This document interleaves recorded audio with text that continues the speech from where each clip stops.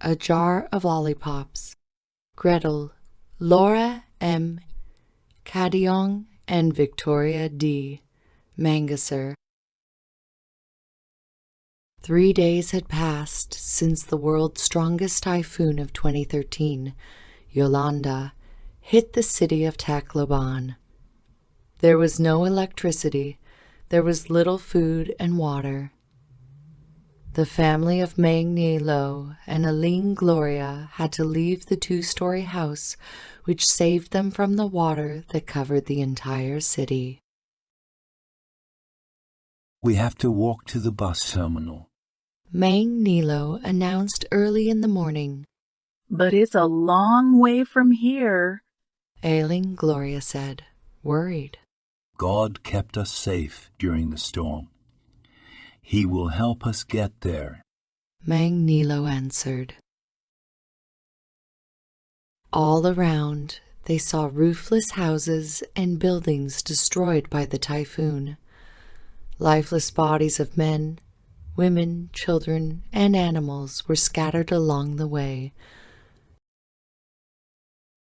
Mylene and Andre held each other's hands. Little Annie held Aileen Gloria's hand tightly. Hurry, everyone. Mang Ni Lo said.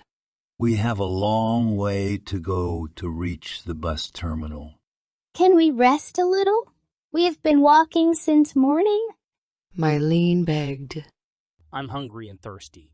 We only had 1 piece of bread for breakfast and nothing else. Andre said. Ailing Gloria prayed silently. They had nothing left but a bottle of water and 5 slices of bread. Here, each one, have a slice of bread and drink a little water, she said, knowing it was their last supply of food.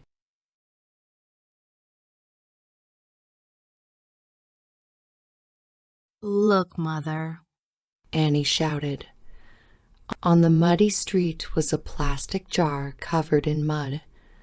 Mylene and Andre ran to it. It was a jar of lollipops, muddy but sealed.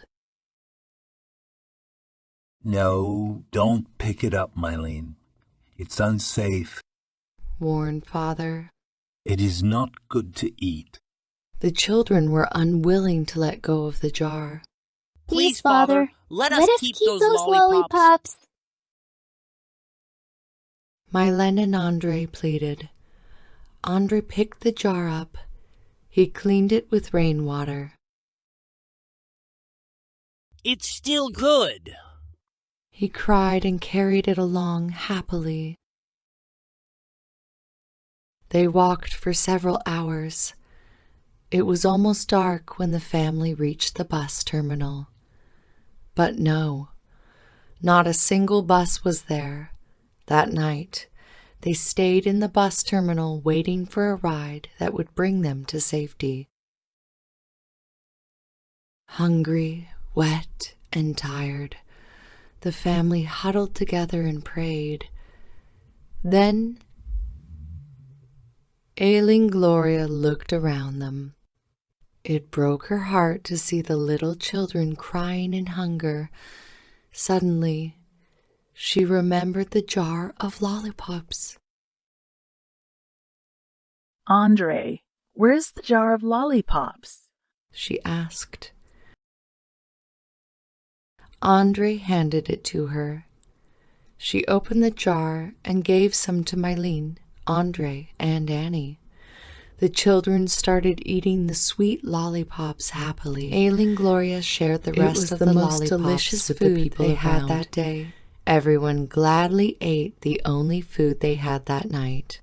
The next morning, rescue buses arrived and brought all of them to a safer place. Ailing Gloria smiled as she was about to ride the bus with her family. After all, she thought, there is God and a jar of lollipops. A jar of lollipops. Gretel, Laura M. Cadiong, and Victoria D. Mangasser